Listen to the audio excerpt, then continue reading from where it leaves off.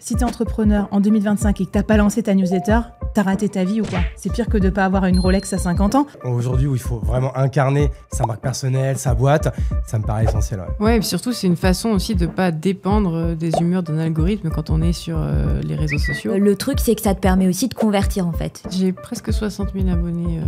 Lourd. Je pense qu'il y a des gens, ils se disent faut être écrivain pour écrire une newsletter, alors que je pense qu'il y a des écrivains qui se gaufreraient en newsletter. Moi, les taux de clics, ça dépend, ils vont entre 3 et des fois ça monte à 6%. La newsletter, c'est génial, nanana, t'as raté ta vie si t'en as pas, mais en fait, c'est quand même chiant à écrire. Moi, je passe plus de 50 heures sur chaque édition. Truc de ouf. Si tu écris des good stuff, des bons trucs, ça va être partagé. Personne n'a juste envie de recevoir le prospectus de Auchan dans la boîte aux lettres, c'est relou quoi. Dernière question, combien ça vous coûte en thunes? Si on arrêtait le compteur maintenant, la news dans un an ferait... On croyait que la newsletter était morte, mais en fait, elle est plus vivante que jamais et surtout, elle rapporte un max.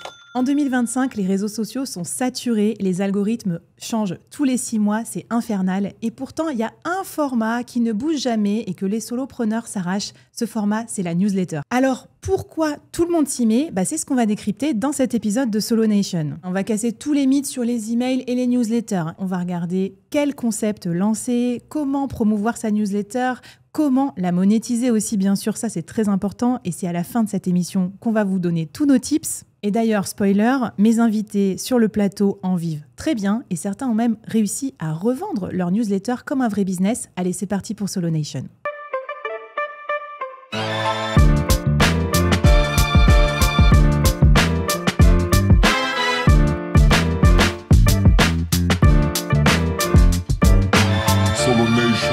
Solo Nation. Bon, avec moi sur ce plateau, j'ai des stars, des newsletters, c'est trop bien. Alors, première question que j'ai pour vous, mesdames, messieurs, si t'es entrepreneur en 2025 et que t'as pas lancé ta newsletter, t'as raté ta vie ou quoi? C'est pire que de pas avoir une Rolex à 50 ans.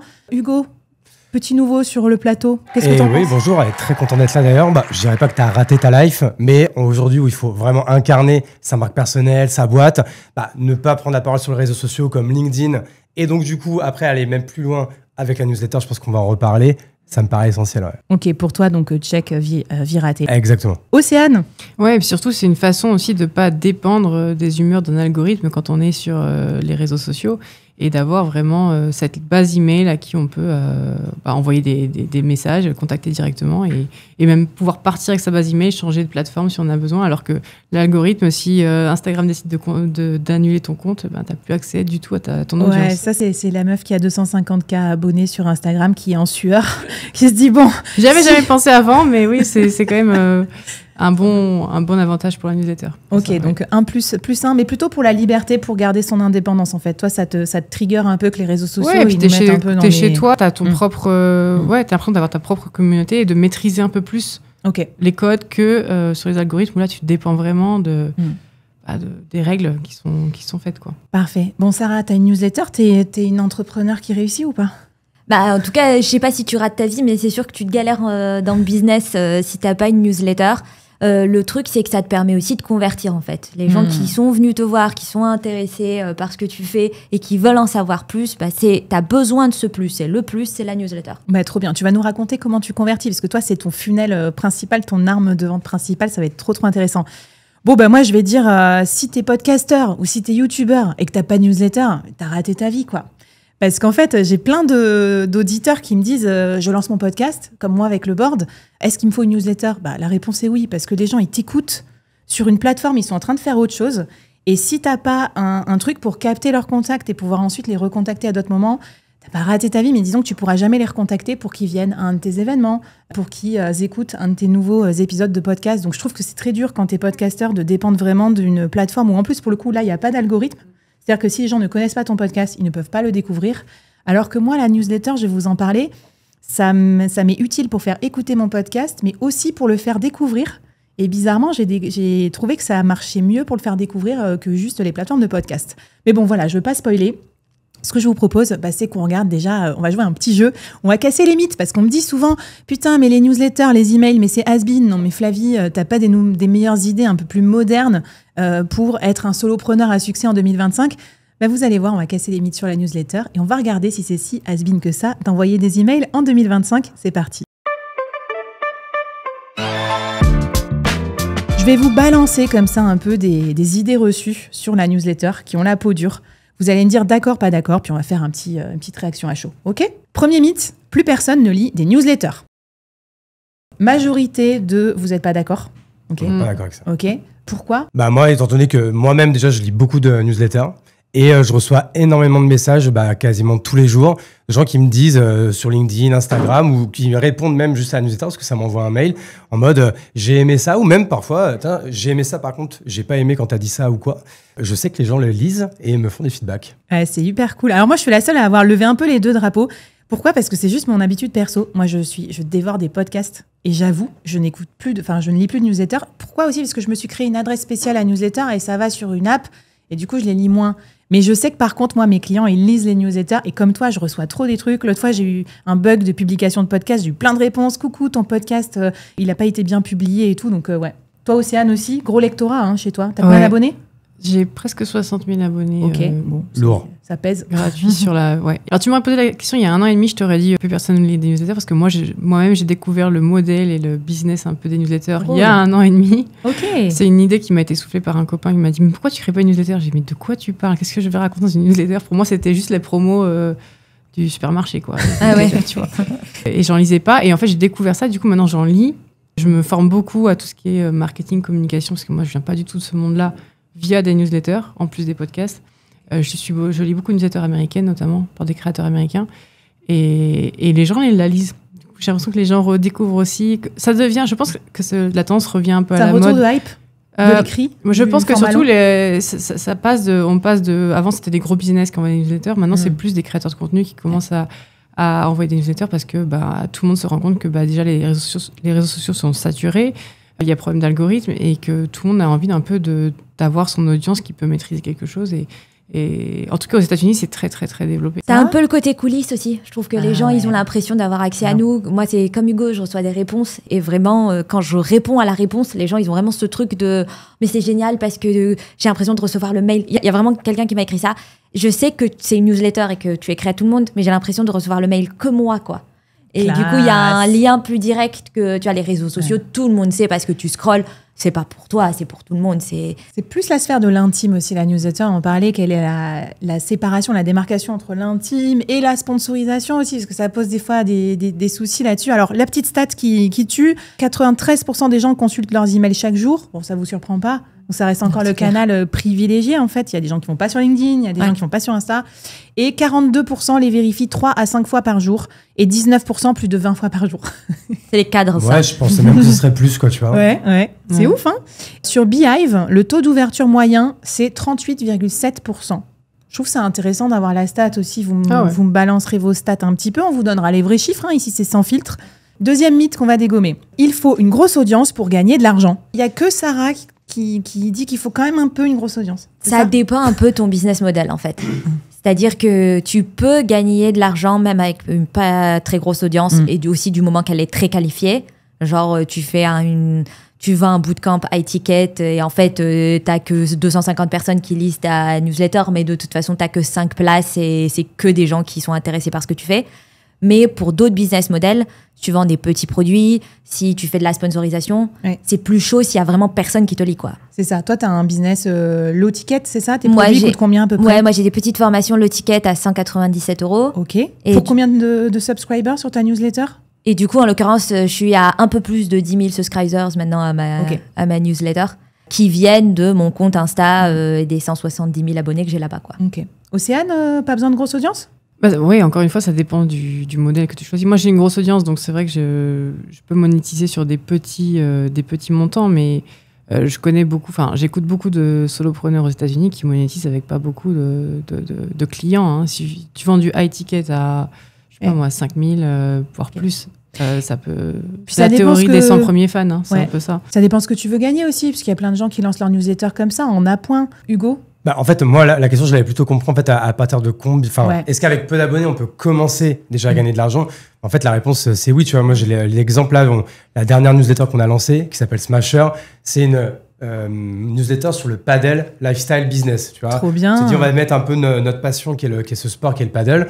Et tu vois, pour l'instant, on a peut-être 1500 abonnés. Ok. Et tu vois, on a commencé la sponsor dès la 2e édition. Parfait. Et parce qu'en fait, c'est à partir de 1005, mais c'est 1500 personnes CSP+, qui adorent le paddle. Et qui vont Donc, s'acheter des raquettes, t'es des un trucs et e-shop tout. numéro 1 du paddle en France. Bah, en fait, tu sais que tu as 1500 clients qui vont te lire, en fait, quoi. Quelle bonne niche. Trop bien. 3e mythe à déglinguer. Il faut savoir bien écrire. J'ai quand même envie de dire... les deux. Ah, Les là, deux, c'est ouais. plus partagé. Hein. Du coup, Océane, tu dis oui. Mon modèle, il est basé sur la valeur de ce que je délivre et c'est vrai que c'est important. Je pense que l'information soit très clairement donnée, que ce soit un no-brainer, vraiment. Et pour ça, il faut savoir correctement délivrer l'information et pour savoir écrire correctement. Quoi. Mais on pourrait la faire écrire. Hugo, toi, tu as des équipes qui bossent sur toi ou c'est sur tes Ouais, newsletters ou c'est toi? Pas mal d'équipes qui m'aident. En fait, là, moi, j'ai mis les deux drapeaux parce que genre, je suis entièrement d'accord avec toi. Hein. De toute façon, les meilleures newsletters, c'est celles qui sont les mieux écrites. Celles où les autrices ou auteurs vont y passer des fois la journée ou, j'allais dire que 4-5 heures. Mais tu vois, bah, moi, 4-5 heures pour une newsletter, ça me paraît déjà énorme. Étant donné que, alors je vais pas dire non plus qu'il faut faire du quick and dirty, mais tu vois, j'essaie de trouver un peu un juste milieu pour respecter un peu ma maxime qui est le mieux l'ennemi du bien. On essaie de le faire bien. C'est un travail de tous les instants où en fait on bench les sujets toute la semaine. Ensuite, on va aller écrire à 2. On va s'aider de l'IA pour aller chercher un sommaire, des parties, etc.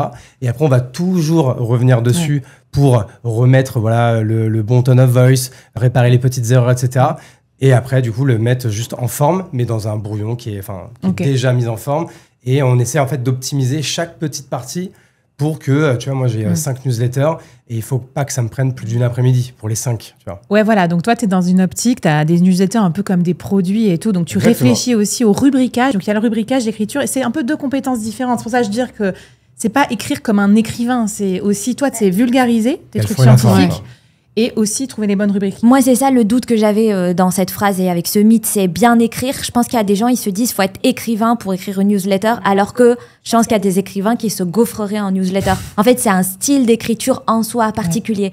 Donc, il faut bien écrire de la newsletter. Du coup, tu vois, comme c'est circulaire, bah, faut commencer pour te gaufrer, pour apprendre à bien écrire de la newsletter. Parce qu'en fait, peut-être qu'au début, tu vas te rendre compte que tu faisais des phrases trop longues, c'est compliqué pour les gens à suivre. Ouais, Tu trop vois, cette scolaire, histoire. par exemple. Tu vois, il y en a, ils pensent qu'ils sont dans une dissertation, alors qu'en fait, Voilà. faut pas non plus écrire comme tu parles. Tu vois, il y a quand même quelques codes à respecter, mais comme chaque réseau, enfin, chaque média a ses codes.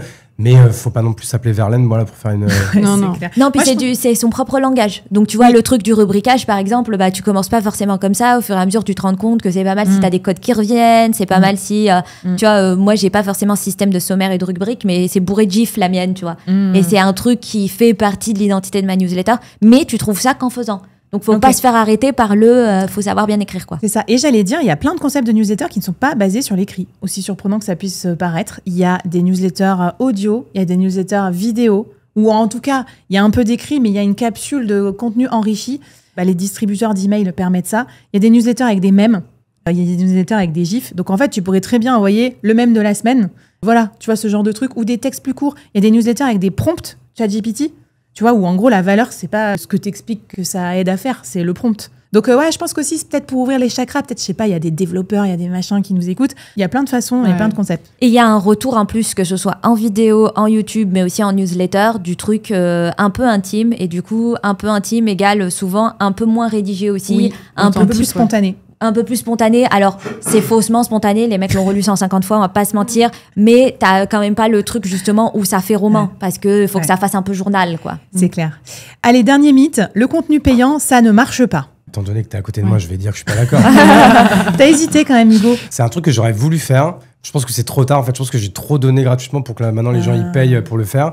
Donc en fait, moi, je serais incapable de le faire. Donc pour moi, je dis ça. Ok. Mais étant donné qu'il y en a plein qui montrent que ça fonctionne et même certains et certaines pour que ça marche très bien, bravo Jeanne. Ok. Écoute, quelques petites stats sur Substack. 35,7% des newsletters actives, environ 12 000, sont payantes. Ah ouais, c'est Ouais, énorme. c'est énorme. Après, eux, Substack, c'est vraiment... ils sont C'est leur connus pour ça. spécialité aussi, C'est leur hein. spécialité. C'est eux qui gagnent de l'argent, les pauvres. Oui. Moi, je suis chez Brevo, je suis pas chez Substack. Donc, Je suis chez Substack, moi, oui. voilà. Ok, bah, c'est deux usages différents. D'ailleurs, souvent les gens posent la question. Moi, j'ai les deux. Tu vois, l'email marketing plus marketing Substack. On va en Pour parler moi, après. Substack, Sarah. c'est plus éditorial Voilà. et Brevo, c'est plus pour vendre des produits, quoi. Exactement. Et du coup, est-ce que vous achetez du contenu? Parce que si je pense que ça, c'est un shift à faire. Depuis que je suis créatrice de contenu et de médias, j'achète du contenu payant pour payer les créateurs et tout, ça me choque plus. Ouais. Acheter des newsletters, j'achetais déjà des livres, j'achète des podcasts aussi payants parce que je connais la valeur du truc, en fait, la valeur de la création. Mais je pense que c'est peut-être un shift à faire, alors que peut-être en France, on trouve que avoir du contenu gratuit, c'est normal, tu vois. Ouais, j'avoue que moi, je pense que je suis la team rapace. Moi, j'avoue que je paye pas de contenu, en fait. Ouais. Et toi, Océane, du coup? Moi, j'achète des livres, mais c'est vrai que je suis pas abonnée à des newsletters payantes. J'ai acheté le template Notion de Jay Klaus, ouais, mais okay.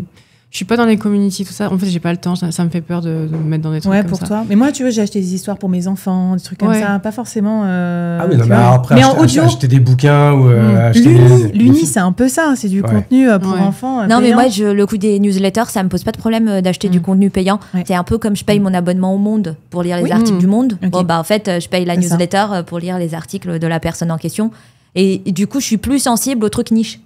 Oui, je suis moins sensible aux états d'âme de bidule ou bidulette. Ça, pour moi, c'est plutôt du contenu gratuit. Par contre, je suis très sensible aux trucs niches, genre comme Océane, j'aime bien sa newsletter sur la santé. Ouais. Et là, tu vois ce que tu disais, Hugo, sur newsletter spécial padel. Moi, je suis pas dans le padel, mais je comprends que les mecs qui soient dedans, ça soit hyper intéressant, quoi. Ouais. En tout cas, c'est en très forte croissance, la monétisation de contenu et notamment de newsletters. Croissance x10 depuis 2022 chez Beehive. 6,5 millions de MRR. Donc de Beehive, c'est un peu comme Substack, c'est des newsletters payantes et tout. Donc c'est ouf quand même. Chaud. C'est intéressant de se dire, il y a une vague. Est-ce qu'on la surfe, on la surfe pas? Mais voilà. Et peut-être avec des newsletters de niche, on va vous donner des idées à la fin de cette émission justement de newsletters à lancer. Il y en a qui seront payantes. Donc écoutez bien si vous voulez générer du MRR, le Graal des revenus récurrents mensuels grâce à votre newsletter. Ce que je vous propose, c'est qu'on rentre dans le vif. Maintenant, on veut savoir comment lancer sa newsletter, quelle newsletter lancer et puis surtout, combien ça coûte aussi. En temps, en argent, on va vous donner les vrais chiffres. Allez, c'est parti. Alors, première question, quand même préalable. On en a un petit peu parlé en intro, mais pourquoi vraiment c'est stratégique une newsletter? Là, rapidement, par rapport aux réseaux sociaux, parce que les entrepreneurs passent énormément de temps sur les réseaux sociaux. D'ailleurs, on a fait un épisode là-dessus, genre, est-ce qu'on passe trop de temps sur les réseaux sociaux? Je vous conseille de l'écouter parce que c'était assez édifiant. Est-ce qu'on doit passer le même temps sur sa newsletter? À quoi ça sert? Est-ce qu'on fait les deux ou que l'un, que l'autre? Moi, je pense, pour reprendre mon point du début, que tu as vraiment ce truc de... Sur les réseaux sociaux, tu sais pas qui voit quoi et à quel moment. Et puis, tu sais pas aussi à quel point ils ont prêté attention. Tu vois un nombre de vues. Tu vois, je peux voir qu'une vidéo a fait 20 000 vues. Je peux voir qu'une vidéo a fait 250 000 vues. Mais peut-être que les mecs qui l'ont regardé dans la queue du supermarché et tout. Un format plus long comme ça, tu as plus de chances de convertir parce que les gens, ils vont plus y prêter attention. Et puis, ceux qui s'inscrivent, ils ont en quelque sorte, en te donnant leur adresse email, ils ont commencé un peu à s'engager dans un processus vers « j'ai confiance dans ce que tu fais, je t'aime bien, j'ai envie de en savoir plus ». Comme un peu un premier achat, au moins avec la confiance. Il y en a qui te disent que quand c'est Nina Ramen qui dit ça, que quand les gens ils te laissent leur email, c'est comme s'ils te donnent une empreinte de carte bancaire, tu vois. C'est un début de quelque chose dans le process de vente. Et du coup, je pense que c'est important d'avoir ce canal pour ta conversion. Tu peux avoir 250 réseaux sociaux. En fait, si les gens ils peuvent pas te retrouver quelque part, finalement le contenu réseaux sociaux, il est souvent un peu volatile aussi. Tu vois, les vidéos elles sont plus vues, le truc qui dégage. La durée de vie aussi est beaucoup plus courte. Ouais. Le taux de conversion, on a un marketeur là dans la salle. Toi, tu es attentif à ça. Tu sais ce que c'est le taux de conversion d'une newsletter par rapport à, je sais pas, un post sur les réseaux sociaux? Vous avez des idées de ça ou pas? C'est une très bonne question. Après, le taux de conversion, pourquoi? Parce que moi, je vends pas vraiment de produits, pas toujours. En fait, après... Et tes taux de clics, peut-être? Ça, c'est intéressant? Moi, les taux de clics, ça dépend. Ils vont entre 3 et des fois, ça monte à 6%. Ok. Entre 3 et 6%, je sais pas si je suis dans la moyenne ou quoi. Je crois que les réseaux sociaux, c'est moins de 0,1%, un truc comme ça. La conversion. Sur LinkedIn, c'est simple. Tu fais un post qui fait 10 000 vues. T'as moins de 50 clics. Sur ton lien, la déperdition, quoi. La déperdition des réseaux sociaux, elle est énorme. Moi, je fais des stories des fois sur Instagram, justement aussi dans l'objectif de vente. Et les stories, elles peuvent faire 20 000 vues. Et ça va me faire autant de ventes que ma newsletter où j'ai 10 000 abonnés. Donc, moi, je vois le ratio. Tu peux comparer. Et en plus, ça fait 20 000 vues la story, alors que j'ai 170 000 abonnés. Donc, tu vois, la déperdition, tu l'as à plusieurs endroits. Ça se dilue à fond. Ça marche. Donc, du coup, à quoi ça sert d'autre? C'est quoi un peu les cases pour la newsletter? Pourquoi il faut absolument lancer une maintenant? Et pourquoi tous les entrepreneurs se lancent? Il y a à peu près 2 ans, j'ai été shadowban par Instagram, où je m'étais pris une violation, en fait, parce que j'avais parlé de vaccin contre le Covid, justement. Et c'est pas moi qui l'ai inventé, hein. Le shadowban il existait vraiment parce qu'à chaque fois qu'on me mentionnait, il y avait un petit truc qui pop-up en disant que je partageais trop de désinformations sur la vaccination. C'est dur pour une chercheuse. C'était un peu dur, ça fait en fait, il avait sûrement été soit signalé par des antivax, soit juste le fait de parler de vaccin, ça avait trigger l'algorithme. Il m'avait calé dans la case désinformateur. Depuis, ils ont fait sauter tout ça parce que maintenant, Zuckerberg, il est plus pote avec Trump que voilà. Tu sais jamais, en fait, le demain, ils ont envie de fermer ton compte, ils ferment ton compte. Ouais. Et t'as plus accès à ton audience, t'as plus accès à rien. Et au moins, là, ta base, ma base Substack, je la télécharge tous les 2-3 semaines, je download tout et je la save et j'ai mon Excel sheet. Et si jamais il y a besoin d'aller quelque part, au moins, les gens, ils sont là, je peux toujours les contacter. C'est pas la fin du monde. J'ai le même souci parce que je parle d'empouvoirment féminin et donc de féminisme. Ça peut vite partir en sucette sur les réseaux. Et toi, Hugo, t'en as pas créé une, t'en as créé 5. C'est quoi l'objectif derrière ? De base, en fait, donc, j'ai commencé par en créer une seule. En fait, moi, c'était assez naïf. C'est marrant, tu parlais de 2022. Moi, je pense que c'est exactement là que je l'ai faite. Parce que moi, j'ai commencé après le Covid. Je suis un peu dans cette deuxième vague de gens qui se sont mis sur LinkedIn. Franchement, en plus, moi, j'étais sur LinkedIn, je veux créer du contenu, j'avais strictement rien à vendre. Ouais, j'ai commencé, comme tout le monde, à dire, tiens, j'essaie de donner de la valeur dans les posts, mais je me suis dit, bon, il me faudrait des choses plus longues pour pouvoir... Donc, je fais comme tout le monde, j'ai fait des playbooks, tu vois. J'aime pas dire livre blanc ou quoi, playbook, je trouve que c'est un peu plus cool.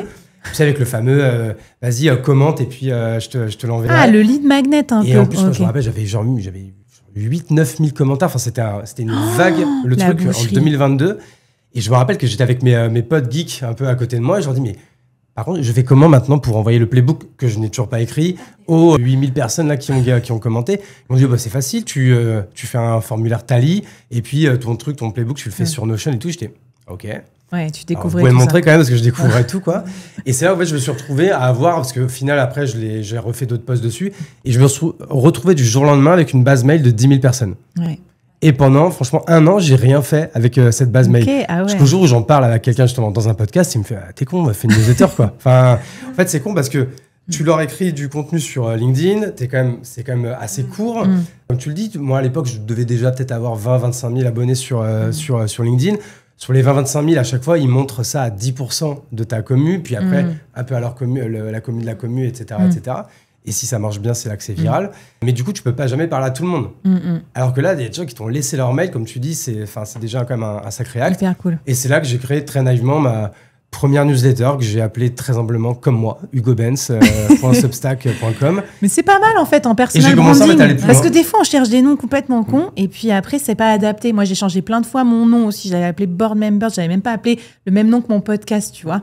Donc, je trouve ça pas mal. Tu as fait l'inverse. Tu as commencé par l'audience et après, tu as créé le produit. Donc, très bonne technique de solo, quoi. Non, mais en fait, c'est ça. Et puis, en fait, c'était ce que je pouvais ne pas dire. En fait, là où je pouvais pas aller plus loin sur LinkedIn, j'allais plus loin dans la newsletter.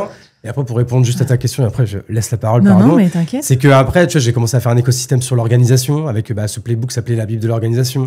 Je dis, je vais faire la newsletter où je vais parler que d'organisation. Même depuis, j'ai fait une formation, j'ai écrit un livre du même nom, etc. Puis après, j'en ai fait une sur la créateur économie et après sur l'influence et maintenant même sur le paddle et tout, tu vois. Mais parfait. Écoute, bravo. Hyper intéressant de voir ce parcours-là. Moi, je trouve que c'est utile aussi pour les freelances parce que j'ai beaucoup de freelances qui me demandent les influenceurs, ils font des newsletters. Parce que maintenant, même les influenceurs aussi, stars, viennent sur Substack et tout, lancer leur newsletter. C'est pour ça qu'il y a aussi beaucoup de hype. Et les freelances me disent, ça sert à rien. Si. Parce qu'en gros, quand tu mets tes clients dans une newsletter, même petite, ça permet de faire du repeat business. Et donc, je me rappelle, Emmanuel Patrick était venu sur ce plateau, on avait fait un épisode hyper niche et petite audience, comment gagner de l'argent comme ça, nous a parlé de ça. Elle a créé son premier produit grâce à sa newsletter. Elle faisait du repeat business avec ses clients et tout, chose que les freelances oublient complètement de faire. Ils sont toujours en train de se prospecter de nouveaux clients, la dalle, et ils oublient de contacter leurs clients d'avant par mail. Donc, un petit truc, tu sais, sur la veille et tout. Moi, je trouve qu'aussi, il y a un autre intérêt qui n'est pas que business. Moi, c'est mon journal intime un peu. Enfin, pas journal intime, je raconte pas non plus que ma vie, mais mon journal de bord plutôt. Et toi, tu fais du building public aussi, je crois, Hugo. Mais sur la perso, ouais, du coup. Voilà, sur la perso. Moi, ça me fait des jalons. Tu vois, aussi, je raconte où j'en suis, à combien j'ai de produits, etc. Et je pense que les gens, ils aiment bien aussi ce petit côté coulisses. C'est toi qui en parlais, Sarah. Complètement. Et moi aussi, en fait, parce que des fois, j'oublie. Tu sais, la vie de solopreneur, elle passe tellement vite. Et je suis là, attends, qu'est-ce qu'on faisait déjà il y a 6 mois ? Et je regarde mes newsletters et voilà, j'ai un petit peu de background, documentation. Et pour le coup, on avait fait un épisode sur les business planqués pour les gens qui sont encore salariés. Bon business planqué, la newsletter. Trop bien. Je sais qu'il y a des salariés diversifiés. Ils commencent comme ça. Hein. Au début, ils font juste une newsletter avec leurs états d'âme, leurs idées, leurs envies, leurs pensées. Ouais. Après, ils trouvent leur niche au fur et à mesure et ça devient un vrai business. Moi, c'est comme ça que j'ai commencé. Hein. Je l'ai lancé avant de démissionner. Alors Tu bossais la nuit. Ce qui m'a permis de démissionner, clairement, c'était ça. Je bossais la nuit sur ouais, c'était dur, c'était pas chercheuse de joie, maman et écriture de newsletter. Mais c'est vrai. Puis c'est un bon business aussi d'introverti. On avait aussi Johan Lopez sur ce plateau, super business avec Snowball. J'allais te parler de lui là quand tu parlais de. Parce que lui aussi, je crois qu'il s'est lancé, il était encore salarié, hein, oui, je crois. Exactement. Lui, il a tout combiné de ce qu'on vient de dire. Il a fait du building public. Dans son building public, ça parlait de finances perso. Les gens se sont intéressés à ça, lui ont posé plein de questions. Ça lui a donné l'idée de Snowball et bam. Et tout le monde n'est pas showman et tout. Faire des vidéos, des lives et tout, c'est dur. Toi, tu me disais en off. Moi, je fais des vidéos, mais je suis une vraie introvertie, hein, par contre. Et donc, t'aimes bien la newsletter comme j'adore le format. Moi, j'étais manager des publications scientifiques avant, donc c'était vraiment mon job. Écrire, c'était ma base. Lire je suis un peu une nerd de la recherche scientifique. Donc, lire les études, tout ça c'est partie de ma vie depuis toujours. Donc. C'est cosy aussi parce que c'est un peu le truc que tu peux faire la nuit, quand tu veux, en asynchrone. Moi, j'adore aussi. Alors que quand tu fais, je sais pas, des lives et tout, c'est chiant, quoi. T'as une date, tu dois être avec ta caméra, dans ton machin, des conférences. Voilà. Donc, bref, pour toutes ces raisons, je pense que c'est pas mal de lancer une newsletter cette année. Racontez-nous si vous en avez déjà une. Si vous arrivez à faire un peu de traction avec, ou si au contraire vous avez besoin de conseils. On a une rubrique SAV à la fin de l'émission, donc vous commentez SAV et vous posez votre question, votre problème, on viendra vous dépanner, tels les dépanneurs du business en ligne. On vous aidera en tout cas dans les commentaires avec mes invités. Bon, maintenant qu'on a vu pourquoi ça explose et pourquoi il faut absolument lancer sa newsletter, on va vous aider à choisir le bon concept et la bonne stratégie aussi pour vous lancer. Parce qu'on sait que vous n'avez pas non plus trop de temps et pas 12 heures par jour pour écrire votre newsletter et que ça peut être assez coûteux aussi de la créer. Donc, c'est parti sur vraiment comment on lance une newsletter rapidement et efficacement. Première question un peu piquante pour vous. La newsletter, c'est génial, t'as raté ta vie si t'en as pas. Mais en fait, c'est quand même chiant à écrire. Enfin, on va pas se mentir. Enfin, je sais pas combien de temps vous passez sur votre newsletter. Océane, je me tourne vers toi. Je vais faire peur à Hugo quand il dit qu'il veut pas passer 4-5 heures par semaine dessus. Mais moi, je passe plus de 50 heures sur chaque édition. Truc de ouf. Alors, mais bon, c'est mon temps plein. Oui, il y a de la recherche aussi. Ah ouais. Voilà. Donc, je dois faire rentrer un Word de 90 pages en newsletter. Donc moi, je passe minimum 4 heures, pareil. Et je la trouve pas... Enfin, tu vois, je me dis pas c'est la chapelle Sixtine mon truc, c'est vraiment le minimum juste pour me dire, mettre mes idées au clair, hein. Et évidemment c'est toujours des heures le jeudi soir jusqu'à minuit parce que je la publie le vendredi à 8h08, donc c'est un peu chiant. Toi, tu prends combien de temps à l'écrire? Alors, j'ai jamais mesuré et en plus pour moi c'est un peu flou parce que les angles marketing de ma newsletter sont aussi les angles marketing de mes scripts de vidéos Instagram. Donc tu mutualises. Aussi, ouais, moi je mutualise et je pense que ça c'est un message important. Au début, j'essayais vraiment d'avoir des trucs ultra différents sur tous mes canaux. Maintenant, je me rends compte qu'en fait, recycle, mutualise. Ouais. Les gens voient pas du tout, mais très largement pas en fait. Non, mais c'est toutes les fois où j'ai cru que je répétais beaucoup un truc, et j'ai quand même des gens qui me disaient c'est la première fois que je le vois, donc. Tu vois, moi, je pars beaucoup de mes posts LinkedIn, par exemple. Tu vois, j'écris tout au moins 2-3 semaines à l'avance. Donc en fait, tu peux voir par exemple les posts de la semaine qui ont très bien marché. Je vois, tiens, tel sujet, ça a cartonné. Ces 3 sujets, ça va être mes 3 sujets de la newsletter dans 3 semaines. Et donc, tu les prends, encore une fois, tu les mets dans une moulinette qui va... Parce que j'essaie d'avoir toujours le même ton, toujours la même approche, toujours le même type de sujet. Après, encore une fois, je vais remettre à ma sauce. Et après, moi, je le mets dans un Notion très mal rangé et tout. Et c'est, pour le coup, là, une personne qui vient, qui remet en forme, et parce qu'elle a tout un tas de consignes. Quand tu as ça, tu dois trouver une image pour illustrer. Chaque article, tu dois les séparer de ça. Les liens, tu dois les mettre comme ci, comme ça. J'adore. Et en fait, et là, c'est un savant mélange en fait entre travail un peu de tous les jours, recyclage, industrialisation et délégation. Alors moi, je me suis créé aussi un agent IA parce qu'évidemment, j'étais trop con, je recyclais pas non plus mes podcasts.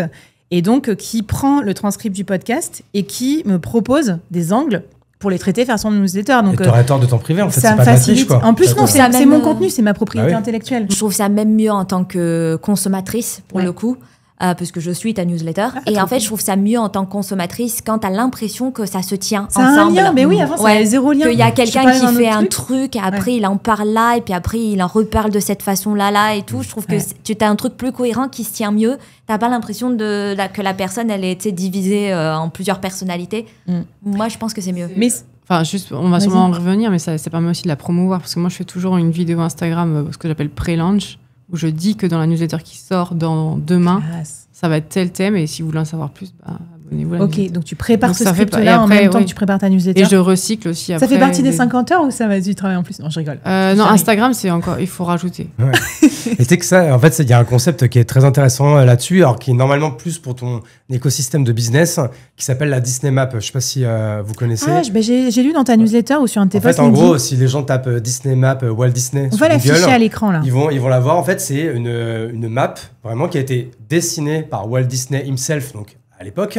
Et en fait, où sur cette map, il met tous ses business. Donc, par exemple, les parcs Disneyland, les films au cinéma, le merchandising. Limite, il pourrait mettre Picsou Magazine, enfin, en fait, ce qu'il veut. Et il fait plein de flèches entre tous les business. En fait, comment chaque business se promeut et cède entre, par exemple, entre Disney et le merchandising. Bah, dans les parcs Disney, je vends mon Les merchandising. boutiques.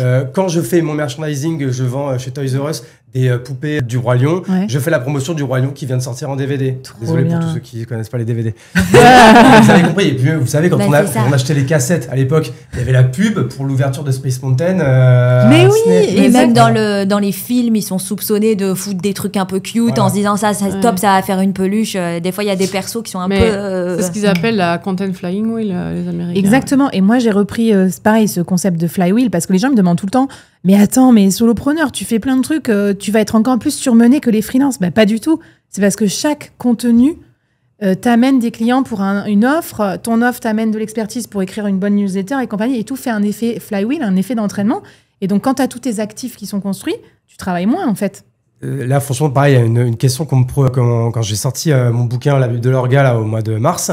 Tout le monde m'a dit, oh, putain, comment t'as trouvé le temps pour écrire un livre? Et là, j'avoue qu'en plus, j'ose pas répondre. En vrai, je l'ai écrit en 2 mois, juillet-août de l'année dernière, en y travaillant 1 heure par jour dessus. Je dis, bah, en fait, c'est que moi, j'avais déjà une newsletter qui avait 2 ans. En fait, c'est encore une fois, j'ai juste pris tous Mais mes c'est articles clair. de newsletter, j'ai créé un plan. Bah, en fait, j'avais déjà fait un playbook, donc j'avais déjà en fait un plan. J'ai mis tout dedans, et après, j'ai remis dans les codes littéraires d'un bouquin et moins d'un livre. Tu vois, les gens, s'ils lisent le bouquin, ils vont voir que c'est pas mon langage un peu fleuri, quoi. Que du coup, ça a été, Ça a été un peu édulcoré. lissé, quoi. Ouais. Alors que moi, j'ai fait un bouquin avec langage fleuri intégré, tu vois. Moi, j'ai été censuré. Voilà. Oh là là, fallait t'auto-éditer. Moi, je me suis pas censurée, C'est mais ce moi, que j'allais te pareil. demander. En fait, j'ai pris mes podcasts, j'ai transcripté. Après, j'ai fait Exactement. travailler quelqu'un qui a une plume pour me rendre le truc plus stylé, parce que moi, je pense que je l'aurais pas écrit si bien. Ah Et non, puis moi, j'ai rajouté, quand même gardé l'écriture, ouais. des exemples et tout ça, mais j'avais écrit un peu, et donc voilà. Mais il n'y a pas de honte à dire ça. En fait, je trouve qu'il faut penser aussi économie, et c'est peut-être ça aussi. Je trouve un des points fondamentaux de la newsletter, c'est que oui, tu perds du temps à un moment, écrire ta newsletter, mais quel temps tu vas gagner derrière? Moins prospecter, moins devoir convaincre, faire moins de masterclass, convertir plus, trouver plus facilement des sponsors. On va en parler à la fin de cette émission. Enfin, c'est vrai. La vente, c'est un truc qui est indispensable dans n'importe quel business. Et en fait, après, tu choisis Comment tu selon vends tes affinités et ton mal nécessaire, quoi. Moi, je trouve que la newsletter, ça marche bien pour moi, ça marche bien pour la communauté qui me suit. Je trouve pas ça, tu vois, impossible à écrire ou hyper long, etc. À l'opposé, je suis épatée dans d'autres émissions qu'on a faites d'entendre les gens parler de VSL, de masterclass et tout. Je me dis, putain, chaud, long, compliqué à faire, j'ai aucune idée de comment ça se goupille et tout. Donc, tu vois, il y en a peut-être qui seront plus ou moins sensibles avec ça. Mais même ta VSL, tu as intérêt d'avoir une newsletter pour pouvoir l'envoyer à quelqu'un. Hein. Oui, il faut créer du trafic aussi. Alors moi, je voulais dire aussi en coup caché, attention, ce que je vois beaucoup chez les créateurs de contenu, c'est l'équation clé du podcast, c'est 1 heure de création, 2 heures de promotion, 3 heures de monétisation. C'est-à-dire qu'en gros, si tu mets 4 heures à écrire ta newsletter, tu es censé mettre 8 heures à en parler à droite, à gauche, partout, etc., pour la faire découvrir, et donc 12 heures à chercher des sponsors. Et ça, les gens oublient. Et pour eux, l'iceberg, c'est j'ai écrit ma newsletter, c'est bon. Sauf qu'on va en parler tout à l'heure, il faut faire grandir le nombre d'abonnés. Je pense qu'il y a des champions, des championnes autour de cette table. Et moi, j'ai complètement oublié. Et d'ailleurs, encore aujourd'hui, vous allez me taper sur les doigts. Moi, ma newsletter, je l'écris, je la poste et c'est tout. Il y a un peu la découvrabilité de Substack, heureusement. Il y a un peu mon podcast, mais je ne fais même pas de post LinkedIn pour dire, voilà, j'ai parlé de ci, ça. Tu sais que moi non plus, et c'est marrant que tu dis ça parce que justement, je t'ai hier, sensibilisée. je me suis mis dans ma to-do list. Ce serait peut-être bien, des fois, de faire un post LinkedIn pour parler de de ce dont je vais parler dans ma Ça marche newsletter. Et cordonnier mal chaussé de ouf. Tout le monde baisse les yeux. Non, mais parce que je me suis sentie visée. Mais non, mais tu vois, je me suis mis le mois dernier, c'est le premier mois où sur Insta, j'ai vraiment fait des contenus dans la direction de dire envoie newsletter et je t'envoie le lien et tout. Et du coup, tu vois, ça a fait plus qu'1 millier de nouveaux abonnés. Waouh. Parce que, en fait, j'avais tellement pas tapé dans le truc, quoi. Il y a tellement, tu vois, 172 000 abonnés et trop peu qui connaissent, qui savent que ça existe, quoi. Il paraît qu'il faut parler de ses lead magnets au moins 1 fois par semaine. Il paraît. Donc, et de sa newsletter. Donc, tu vois, déjà, direct, on sent qu'on n'est pas. J'ai pas on de n'est lead pas mag dedans. d'attente. Mais ça, tu vois, moi, l'erreur, alors là, je sais pas s'il va être aussi en audio, hein, les gens vont le voir plus sur YouTube, mais tu vois, c'est que moi, en fait, je faisais l'erreur de voir la newsletter comme une fin de funnel, alors même si j'aime pas ce mot-là, alors qu'en fait, en vrai, il faut plutôt le voir comme un cercle, et que avec Instagram, tu promeux LinkedIn, avec LinkedIn, tu promeux YouTube, avec YouTube, tu promeux la newsletter, et avec la newsletter, tu promeux Instagram. Je les ai mis dans le désordre, hein, mais je vois très bien. Tu fais comme tu veux. C'était Caroline Mignot qui avait fait un super article là-dessus, comment elle disait comment chacun de ces canaux faisait grossir celui l'autre, et comment en fait ça faisait vraiment un cercle de ça. Et moi, j'avoue que c'est un truc qu'il faut que je corrige encore. Moi, c'est pas vraiment un cercle, tu vois. Il y a des entrecuisances, on va dire. Ce mot n'existe pas, je pense. En le disant, j'ai dit putain, c'est stylé. Ma mère est prof de français, on doit dire au moins un mot stylé à chaque épisode. Vous me rajouterez dans le Larousse entrecuisance, ça veut dire que ça s'entremêle et ça se cuit, tu vois. C'est un peu. Bon, en tout cas, c'est très cool. On va parler justement de comment on fait grossir sa base d'abonnés. Juste la dernière question, combien ça vous coûte en thunes ? Parce que y a quand même des petites mains parfois qui vont programmer, qui vont relire des ghostwriters, des copywriters, une petite enveloppe. Moi, ça me coûte Brevo. Ok. Et du coup, Brevo, c'est en fonction du nombre de mails que tu envoies, pas de la taille de ta liste email. Ok. Donc, les semaines où je fais de l'emailing quotidien, c'est plus cher que mes semaines normales où je fais 3 newsletters dans la semaine. Ok. Et pour tu fais 3 newsletters par semaine ? 3 par semaine, et sinon, pour que ça fasse pas trop une grosse différence parce que quand je fais l'email, quand je fais de l'emailing quotidien pour mes cycles de vente. Du coup, je suis obligée, tu vois, de pas faire un truc trop différent. Sinon, ça fait des cycles de vente un peu chargés. C'est génial, ça nous donne plein d'inspi. Okay. Voilà. Et la relecture, c'est ma bras droit qui relit. Donc, en l'occurrence, oui, c'est sûr qu'elle coûte des sous, mais en fait, elle coûte des sous pour toute son intelligence et son sens stratégique, qui est pas que lié à ça, quoi. Ouais. D'accord, intéressant. Hugo ? Moi, j'étais en train de faire le calcul parce que pareil, ça fait partie un peu d'un package, mais grosso modo, ça me coûte un petit peu moins de 1 000 € par mois. Ok, mais t'es mutualisé sur tes 5 aussi ? Ouais, 1 000 € pour du coup une vingtaine de newsletters par. Waouh. Et toi, tu délègues des trucs ou pas ? Ouais. Alors déjà, les coûts, moi que j'ai parce que je suis en modèle payant, c'est Substack me prend 10%. Ok. Stripe prend un petit peu aussi. Je sais pas combien exactement. Je suis un peu nulle en business plan. Là, maintenant, j'ai du monde qui bosse avec moi. J'ai une assistante parce que quand tu as 3000 clients, il faut répondre aux mails aussi des gens qui se posent dès qu'il y a des bugs et des trucs comme ça, qui aussi gère des petits trucs dans la news. Mais la création de contenu, ça reste moi. J'ai une graphiste, je lui fais toujours un Word doc, un brief, je l'appelle un brief, et elle me fait... Parce que moi, je fais toujours des PDF à télécharger dans chaque newsletter, des figures, des images, des infographies. Donc, elle me met tout sur un truc. Après, moi, j'arrive sur Canva, je bouge tout, parce que c'est jamais comme j'aime bien parfaitement. Je suis très contrôle fric, un peu tarée là-dessus. J'ai une illustratrice maintenant, qui fait des dessins pour la mensuelle, qui est géniale, vraiment. En plus, c'est une expat française comme moi aux États-Unis, donc c'est cool, on est sur le même fuseau. Donc ça c'est Manon, j'ai Marion maintenant qui m'a refait tous mes emails de bienvenue parce que c'est ce genre de truc, je suis nulle. Là c'est un peu très optimisation marketing. Ouais, voilà. Ça dépasse ton bien. Mais moi j'aime pas le marketing bourrin, machin, donc c'est vraiment, ça reste dans mon... Elle a repris ce que j'avais déjà fait, et elle l'a juste un peu sublimé, affiné pour que ce soit un peu plus... Là, elle me dit, t'as même pas mis de bouton s'abonner. Ah oui, c'est vrai que j'ai oublié. Tu vois, des trucs. Non, mais il y avait d'autres trucs comme ça, des petits... Ouais. Et puis après, je travaille avec du monde qui, en guest post, tout ça, des experts dans d'autres domaines qui m'aident aussi là-dessus. Mais ça me coûte, j'essaye de ne pas dépasser 20% de mon CA en freelance. Ok, d'accord, c'est un bon... Et qui est du coup ? C'est le mec, on veut tout savoir. Je suis maintenant, alors là, je suis en estimated annual revenue, là, donc en ARR estimé, parce que je n'ai pas touché ça. Mais si tu veux, si on arrêtait le compteur maintenant, la news dans un an ferait de 200K USD. Wow. C'est beau, c'est super stylé sur un truc sur la santé et tout. Donc mais c'est vrai qu'il y a des coûts cachés. C'est pour ça que je voulais qu'on en parle. C'est pas ce que j'ai dans ma poche. Et du coup, moi, je délègue pas cette partie. Je délègue beaucoup plus le podcast et tout. Et ça me coûte juste 39 €, allez 59 avec ChatGPT et Dust pour faire. J'ai mon agent IA plus du rephrasing et les transcripts. Mais ça me coûte trop de temps, je pense. 4-5 heures par semaine, je pense que je pourrais optimiser. En effet, le plus gros coût, c'est le temps au début. Et là, quand tu crées la newsletter. Et au début, je pense que ça me prenait plus 7-8 heures. Parce que j'avais pas de ligne édito, je savais pas ce que je racontais. Et même, en plus, tu parles d'IA, mais en fait, il faut pouvoir le nourrir. Donc forcément, au début, il faut que tu écrives... Enfin, pour que ce soit qualitatif, il faut que tu écrives toi au début. J'imagine qu'aujourd'hui, tu peux là, je vais filer mes 50 newsletters, donc c'est génial en fait. Donc il a bien fallu que tu les produises d'abord, tes 50 newsletters. N'oublions pas ce coût caché. Bon allez, c'est parti, on va vous faire gagner des abonnés maintenant, parce qu'il y en a marre d'écrire des newsletters pour 20 abonnés, dont votre mère. Oui, je sais, j'ai commencé comme ça aussi. Merci maman d'avoir soutenu ma newsletter à ses tout débuts sur Substack. Allez, c'est parti pour qui veut gagner des abonnés. Et là, je vais vous demander toutes vos techniques secrètes pour faire pumper le nombre d'abonnés sur vos newsletters. Alors, les abonnés sur la newsletter, c'est hyper important. Comment on fait pour les faire grandir? Parce que c'est pas super algorithmique. Il commence à y avoir des débuts de recommandations. Substack, ConvertKit, paraît-il, commence à faire aussi un réseau où tu peux te faire découvrir. Beehive, peut-être aussi un peu. Comment on fait grandir les abonnés? On l'a dit tout à l'heure, mais en fait... Toi, Lead Magnet? Alors, pas. Figure-toi, mais ça fait partie des trucs qui sont dans la to-do list sur un avenir... peut-être Lead Magnet pour emmener vers des tunnels de vente ou des produits spécifiques ou ce genre de choses. Non, là, à l'heure actuelle, c'est aussi bête que d'en parler beaucoup. Parce qu'en fait, si tu as déjà... En fait, ça dépend où tu en es, mais si tu as déjà une audience et que du coup, tu veux t'en servir, comme j'en parlais tout à l'heure, pour convertir. Pour le coup, dans ce cas-là, tu as vraiment intérêt à parler de ta newsletter à ton audience. C'est un peu comme quand tu vends ton produit, quoi. Il faut vendre ta newsletter en disant, on va parler de ça, c'est intéressant. Tu te poses ces questions-là, je l'aborde la semaine prochaine. Demander aux gens de quoi ils veulent que tu parles. Et du coup, tu vois, ça te fait des thématiques. Non, moi, j'ai un parler, quoi. J'ai un système très... où, avant d'écrire une newsletter, je fais un Q&A en story.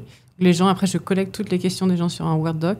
Okay. Et je sais que mes angles, ça va être forcément de répondre aux questions. Et après, avant de la lancer, le week-end d'avance, comme moi, elle sort le mardi matin. Donc, le vendredi, je commence déjà à mettre le sommaire en story, mais sous forme de questions. Et je sais que les questions, ça va être, on va répondre à ça, et c'est les questions que les gens vont me poser. Donc, je sais que c'est des questions qui sont avec le lien pour s'abonner. Et après, je poste un réel le lundi en disant, demain, il y a cette newsletter qui sort avec tel sommaire. Donc, je donne toujours un peu de valeur en réel parce que c'est le début. Je réponds toujours à une question, en gros. Et après, il y a d'autres questions. Si vous voulez les réponses, il y a la newsletter, il faut vous abonner. Il y a un ManyChat qui envoie vers la news. Et je rechange le ManyChat le lendemain quand elle sort pour que le ManyChat envoie l'édition. Parce qu'au début, ça envoie sur le truc d'abonnement. Mais le lendemain, du coup, comme le réel il est toujours en train de passer, je veux que le ManyChat renvoie vers l'édition qui est déjà publiée. Ok. Donc, c'est un petit peu... Il y a le pré-launch et le post-launch, c'est ce que je dis. Et après, je repartage les commentaires. Le lendemain, je repartage les commentaires des gens de la newsletter. En disant, c'était trop bien. La preuve sociale, ça marche. En fait, il n'y a rien, j'invente rien de très compliqué. C'est vraiment mon tunnel. Moi, c'est Instagram, ou les réseaux. Après, j'ai la base gratuite. Et après, j'ai mon bottom funnel, ce qui est la base payante, quoi. Non, mais c'est trop bien. Mais je pense que, il y a très peu de personnes d'écrivains de newsletters qui font. Et le bouche à oreille, on le sous-estime, mais franchement, ça marche encore très très bien parce que même quand je fais pas de promo, tous les jours, j'ai des gens qui s'abonnent à ma newsletter, donc il y a pas spécialement de. Tu les incites à partager les épisodes ou Non, mais en fait, les gens me le disent, ils disent j'ai partagé à toutes mes. Oui, dans la news, il y a un bouton share, mais il y a aussi. Est-ce que les gens cliquent vraiment dessus? Je sais pas. Hein. Je sais les pas. gens, en plus, ils transfèrent à quelqu'un, transfert en lien. Non, mais ils en parlent autour d'eux. Je sais que moi, j'ai beaucoup de pros de santé qui distribuent mes fiches et il y a mon QR code sur toutes mes fiches, tous mes PDF que tu télécharges pour les abonnés payants. Donc, ils leur distribuent à leurs patients, à leurs collègues. Distribution IRL, quoi, dans la vraie vie. Ils ont le droit, c'est partie des choses que je dis aux abonnés payants, ils ont le droit de distribuer. Tu vois, l'idée, c'est vraiment d'avoir créé un truc utile, pratique, dont les gens peuvent se servir. Et aussi, je mise beaucoup sur la valeur. Ça veut dire que si tu écris des good stuff, des bons trucs, ça va être partagé. Et c'est quoi ta croissance d'abonnés mensuelle? C'est quoi un bon pourcentage de croissance? Ça dépend des éditions. Il y a des éditions qui font des plus 4000 abonnés en 24 heures. Ok. Non, c'est des trucs de fou. Mais par contre, j'ai des éditions qui vont bien marcher quand même, parce qu'il y a un taux d'ouverture qui est très correct. Ok. Mais je vais peut-être faire plus 800 abonnés sur 4 jours, quoi. C'est pas non plus... Intéressant. Hugo, comment on fait pour faire croître sa base d'abonnés? Moi, en fait, le tout venant, c'est vrai que je pense qu'il me vient du bouche à oreille, les gens qui se le transfèrent entre eux. C'est vrai qu'avec le temps, mes newsletters elles sont très recommandées par d'autres newsletters. Ah, ça aussi, ouais. Et là, ces Substack, ils font un truc où des fois, je sais pas, ils vont shooter la base de quelqu'un en mode drapeau noir recommande la newsletter de drapeau jaune. Et là, d'un coup, tu vois ton truc qui explose. Des fois, tu comprends pas. Moi, une fois, c'était ma newsletter, la Bible de l'orga. Un jour, mais 3 jours de suite, j'ai 600 personnes, 1000 personnes, 1200 personnes. Mais qu'est-ce qui s'est passé?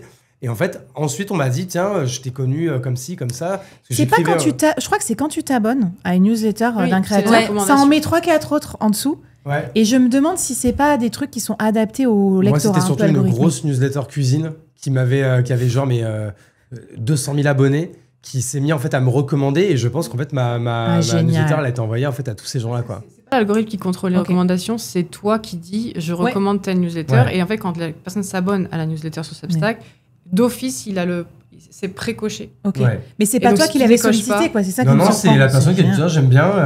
Je le fais. En ça que tu vois, si je voulais vraiment le faire en mode hacker, bah en effet, l'un des hacks, c'est d'aller voir d'autres newsletters Substack en disant est-ce que tu peux me recommander et moi je te recommande. Un peu comme le cross podcast. Voilà, moi j'avoue que j'ai pas pris le temps de faire, ça, mais ça, ce serait un bon hack. Mais attends, on peut pas tout faire. Et déjà, t'as combien d'abonnés sur tes newsletters? Je suis pas sûr qu'on l'ait dit. Sur la plus petite, ça doit être vers les 45 000, 50 000. Mais par contre, sur la plus grosse, qui est la mienne, là, ouais, on tape les 85 000. Là. Voilà, donc vous n'êtes pas obligé de tout faire et vous pouvez déjà avoir 85 000 abonnés. Ouais, mais quand même. Ouais, j'en ai 8 000. Faut faire attention avec les hacks comme ça, c'est que c'est pas forcément des gens qualifiés que tu attires. Oui, clairement. Et puis voilà, moi je trouvais que ça en fait ça me saoulait d'aller démarcher des gens qui avaient des newsletters et de leur demander ça. Bon bref, j'ai pas pris le temps de faire ça, mais des fois je prends le temps de faire d'autres choses. Encore une fois, si tu écris des bonnes newsletters avec du bon, moi j'ai 25 newsletters sur Substack qui me recommandent, alors que j'ai pas été les chercher. Oui, okay. Donc si tu écris des bons trucs et les gens reconnaissent la valeur, d'eux-mêmes ils vont le faire en fait. Et bien niché aussi, parce que finalement moi j'ai pas une énorme audience, 8000. Mais comme je suis vraiment une des rares publications hyper spécialisées sur le solopreneur régulière tous les vendredis matin, ben en fait, tous les freelances ou solopreneurs, ils vont pouvoir suivre ça parce qu'ils savent que ça parle vraiment de ce business. Moi, ma petite technique, c'est les lead magnets. J'ai deux techniques. J'ai testé l'année dernière, ça a très très bien marché. Donc moi, j'ai fait soit des masterclass, soit des lead magnets vraiment adaptés aux freelances, un peu comme toi, tu vois. J'ai un quiz, quel solopreneur êtes-vous? Et ça, c'est vrai que quand tu diffuses un nouveau lead magnet, tu chopes des adresses email et ensuite tu les rajoutes à ta base. Par contre, mon lead magnet, il est vraiment adapté à ma base, quoi. Enfin, à ma newsletter. Je parle exactement du même sujet. C'est pas genre comment devenir millionnaire et ensuite je te rajoute dans ma base. Donc ça m'avait fait croître énormément. J'avais complètement oublié, mais ouais, du coup, j'ai un quiz aussi. Voilà, t'as quand même ça. Et ça, c'est cool parce que ça permet de faire découvrir. Et j'ai un deuxième hack que j'ai testé là récemment. C'était la grosse hype, c'est Substack Notes. Et du coup, c'est comme des sortes de mini-tweets et tu peux recycler ta news ou tes posts LinkedIn dessus. Et moi, j'ai testé, j'en ai posté 3-4 par semaine et ça m'a fait d'un coup, je sais pas, un mois normal où je fais rien, j'ai pas spécialement d'abonnés en plus sur Substack. Et là, ça m'a fait 500 abonnés en plus. Ok, ah oui, donc ça fonctionne. À voir après la qualité de ce que ça rend. Ouais, parce qu'en fait, c'est déjà des utilisateurs qui utilisent déjà la plateforme. Parce que moi, le problème que j'ai, honnêtement, c'est que les gens connaissent pas Substack en France. Et j'ai beaucoup de gens qui arrivent, ils sont perdus, ils sont là. Il y a des gens qui se sont désabonnés juste parce que la plateforme, ils sont complètement dépassés par le truc, quoi. Ouais. Et c'est en anglais, beaucoup. Ils comprennent pas comment ça marche. Il y a une app, pourquoi on me prend une app, mais après je retrouve pas les trucs. Il y en a, ça les a juste gavé. En fait, dans le funnel, moi quand j'avais lancé le truc Smasher, tu sais, t'avais tous les joueurs de paddle qui sont pas trop dans le business, LinkedIn, etc. Et qui disaient pourquoi à un moment donné dans le truc on m'oblige à télécharger une appli. J'étais non, ils me prenaient pour un ficheur, quoi. Tu vois, j'étais non, c'est. Il faut un peu le. Vous n'êtes pas obligé. Enfin, regardez-le. Mais en effet, le bouton en bas c'est marqué Dismiss. Et, tu vois, ils sont pas habitués en fait à ces codes-là, quoi. C'est clair. Bon, et dernière technique que je voulais partager avec vous, on en a un peu parlé, c'est teaser sa newsletter sur les réseaux sociaux. Donc, on disait, en fait, on n'oppose pas complètement newsletter et réseaux sociaux parce que souvent, les réseaux sociaux permettent de capter des abonnés et ensuite de les encarter un peu chez vous. Le teaser, on le connaît, c'est genre demain, je vais parler de ci, ça. Donc, c'est un peu irrésistible. Donc, les gens sont obligés de s'inscrire parce qu'il y a le petit FOMO de je vais rater. Et j'ai découvert une autre technique chez. T'as le FOMO inverse, ouais. Chez Justin Welch, c'est la technique Yesterday, que j'aime beaucoup. C'est Yesterday, j'ai envoyé ma newsletter à mes 11 722 abonnés et je leur ai donné un template sur ci, sur ça. Moi, et donc, tu peux faire les deux. Moi, j'appelle ça le FOMO inverse parce qu'en fait, c'est en gros, les gens, ils se disent merde, j'ai raté un truc et tout. Et du coup, en fait, comme ils ont vraiment le sentiment de rater un truc. Alors, je sais qu'il y en a qui se chauffent même à faire ça le lendemain en disant bon, bah, si tu l'as raté, je fais un renvoi, tu vois. Moi, je me prends pas la tête de je Ah fais un ouais. renvoi, Ah, mais non. je dis, Bah, par quand contre, vous êtes tu. Non, mais Substack, c'est en ligne. Ouais, mais moi, C'est pour un peu moi, comme c'est du pas, mailing. c'est Ouais, pas c'est le but exactement de Mais par Substack, contre, quand t'es pas sur Substack, tu l'as vraiment raté la newsletter. Ah oui, genre, Donc, vraiment, si c'est Brevo, là, tu l'as dans l'os. tu l'as raté. Et Exactement. du coup, bah, ça marche quand même le coup parce que les gens se disent, je veux pas rater la suivante. Bon, en tout cas, c'est trop bien. On n'a pas le temps de tout dire, tous nos hacks secrets, mais on vous les a mis dans un PDF parce qu'on sait que vous êtes en train de cuisiner ou de faire autre chose. Et donc, vous n'avez peut-être pas eu le temps de tout choper, toutes nos astuces. Donc, ça s'appelle « Lance ta newsletter rentable en 1 heure ». Avec nos 4 cerveaux, on a tout mis en détail, toutes nos techniques, rédaction, organisation, idéation, promotion, bien sûr, et monétisation. Donc, vous pouvez télécharger en flashant le code ou si vous écoutez en podcast, leboard.fr/solonation. Et voilà, le PDF, c'est gratuit et on vous aide, j'espère, à vous lancer sur la newsletter. Et puis, maintenant qu'on a compris les bases qu'on a lancées, c'est parti. Comment faire de l'argent avec la newsletter? C'est la dernière partie de notre émission. Alors, la question qu'on se posait quand même depuis le début, c'est combien on peut gagner de pognon avec une newsletter et surtout comment. Donc, comment monétiser? Donc là, c'est parti. Moi, je veux tout savoir de vos techniques. Sponsoring, vente de produits, newsletter payante, le match, en gros. Moi, je fais un peu des trois. Donc, je vais prendre qui remportera ce combat. Comme c'est pas moi qui vais gagner, du coup, je vais commencer. Tu vois non, alors moi, du coup, c'est plutôt de la partie sponsoring sur mes newsletters. En fait, encore une fois, je fais pas les newsletters vraiment pour gagner de l'argent. Je fais pour 2 choses. C'est pour faire du nurturing sur ma communauté. Donc, encore une fois, chez moi, qui vient principalement de LinkedIn. Donc, c'est pouvoir donner du contenu plus long avec plus de valeur. Et comme on le disait tout à l'heure, sur LinkedIn, tu postes, les gens de ta commu, c'est pas dit qu'ils voient ton post, puisque LinkedIn le montre déjà intrinsèquement qu'à 10% de ton audience. Donc là, au moins, les gens qui sont abonnés, ça tombe dans leur boîte mail. Alors, ils vont pas toujours le lire, parce que évidemment, on reçoit tous une quinzaine de newsletters par semaine. Sur les 15, on va peut-être en lire 2 ou 3. Mais au moins, ils vont le recevoir et ça va être là. Ils sont à un clic de le lire. Donc ça, c'est la première chose. Et à un moment donné, comme ça me prenait du temps et que j'ai commencé à le sous-traiter, à déléguer, et donc du coup à mettre un budget, et de l'autre côté à aller de plus en plus loin sur l'influence, que ce soit sur LinkedIn. Après, j'ai commencé aussi à mettre du sponsor sur le podcast. Et en fait, j'ai fait un combo LinkedIn, newsletter plus podcast. Et en fait, la newsletter, c'est quand même un super canal pour les sponsors en termes de vues et en termes de clics et en termes de taux de conversion. Versus un LinkedIn où les gens ils sont en train de scroller, ils n'ont pas trop envie de cliquer d'accord. Et surtout pas d'aller au bout d'un tunnel de conversion. Et versus un podcast qui est très très bon pour l'autorité, mais pourri pour le clic, parce que qui va cliquer sur un dans truc la description pour cliquer. Personne. Mais allez-y, allez cliquer, ça nous soutient. Oui, c'est clair. Voilà, mais... On devrait le dire, mais on n'ose pas le dire tout fort. Et tu vends ça combien du coup ou alors combien t'as fait de chiffre d'affaires? Non, mais je peux donner les vrais chiffres parce que je pense qu'en fait, je suis pas du tout assez cher. Je vends 500 € les 2 éditions. En fait, moi, c'est simple, je fais 20 newsletters par mois. Donc, si je le vendais à ce prix-là et que je les vendais toutes, ça me ferait un revenu mensuel de 10 000 €, ce qui serait quand même pas négligeable. Cool. Comme c'est un business secondaire, tu le prends pas assez au sérieux, mais en vrai, tu pourrais mettre quelqu'un pour... La vérité, c'est que je suis pas encore à 10 000. Je suis plutôt, on va dire, à la moitié. Et encore que c'est difficile à calculer puisque je l'intègre dans un package. Mais je suis quand même largement, je pense, aux 4, 5, 6, 7 000 selon les mois. Ce qui est quand même assez cool versus le temps que ça me prend et versus ce que ça me coûte.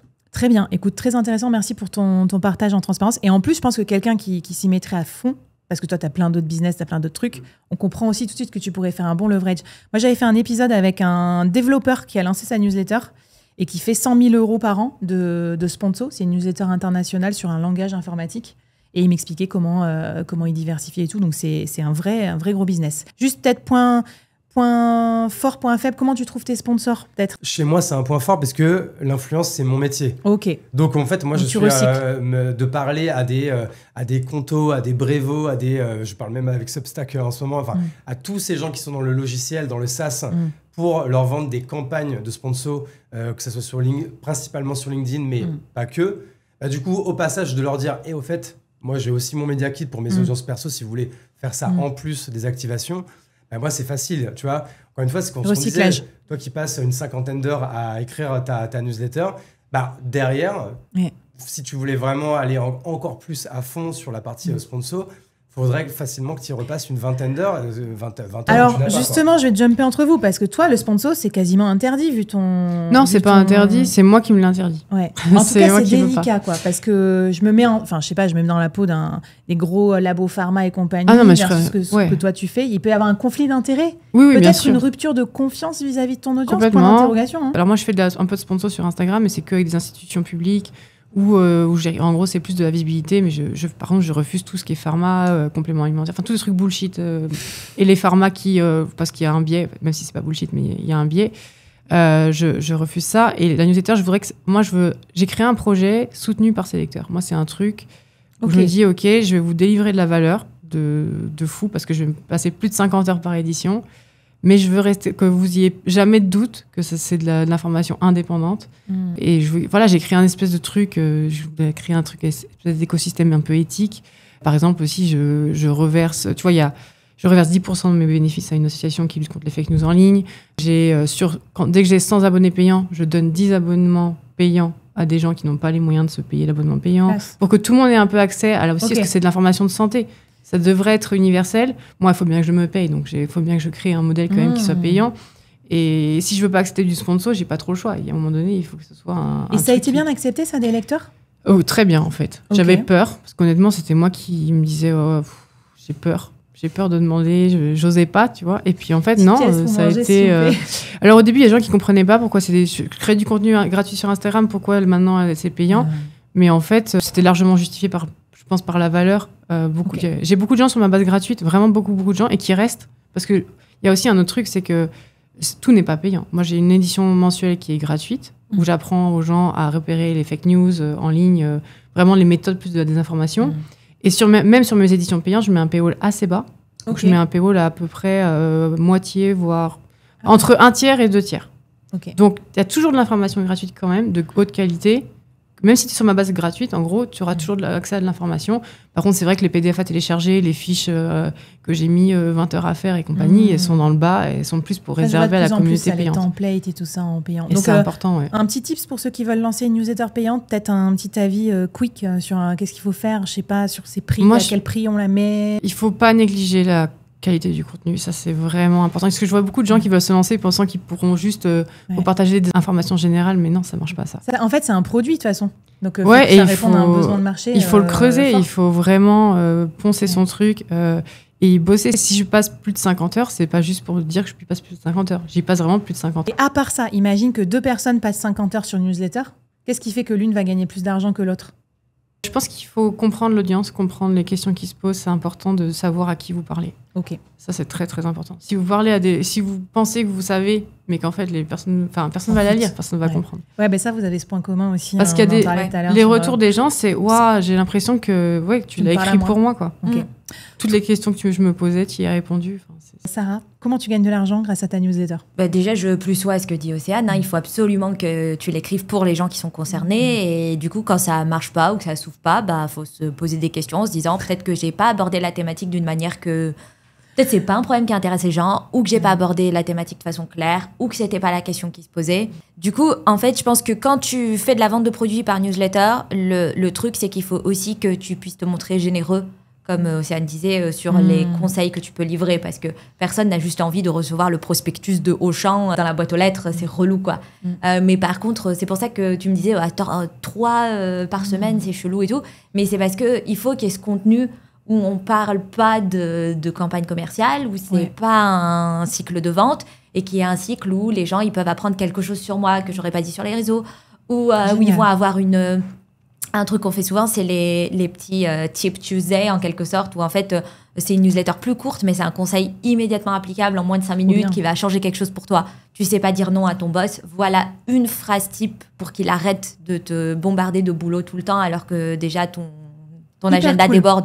Et du coup, les gens, ils sont contents parce qu'ils se disent mais la phrase, tu vois, des fois, je reçois un message, la phrase, je l'ai marquée sur un post-it parce que je me suis dit que comme ça, j'allais l'avoir avec moi tout le temps au bureau. Rapport temps d'écriture, efficacité, c'est pas mal aussi de penser à des trucs comme ça. Et puis, mais de l'autre côté, du point de vue de la personne qui lit, c'est efficacité, temps de lecture, c'est important pour eux aussi, tu vois. Donc, des fois, tu as un email court, temps de lecture court, mais efficacité importante pour eux, c'est cool, ça plaît aux gens, c'est important. Ok, et du coup, sur les chiffres, est-ce que tu as un range à nous donner ou, enfin, je sais pas comment tu calcules ton chiffre d'affaires. En l'occurrence, alors je devrais avoir un truc qui flèche pour savoir exactement d'où viennent mes ventes, si elles viennent de la newsletter ou si elles viennent d'Instagram. Moi, ma boîte, elle fait 100 000, enfin l'an dernier, elle a fait 100 000. Ouais. Cette année, elle est sur les bases de 180 000. Trop bien. En parallèle de ton taf, quoi. Incroyable. Voilà. Et alors, en l'occurrence, je sais pas quelle proportion vient de la newsletter et quelle proportion vient d'Insta parce que j'ai pas bien différencié les liens. Ce serait le truc d'après.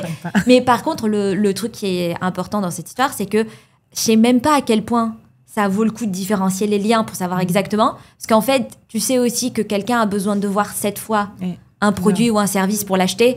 Et en fait, c'est que tu doublonnes avec les deux canaux. Donc, tu vois, je pense qu'il y a des gens qui... Parce que moi aussi, j'ai un taux de clic à 3-4%. Donc, je pense qu'il y a des gens, ils cliquent pour l'acheter sur la newsletter.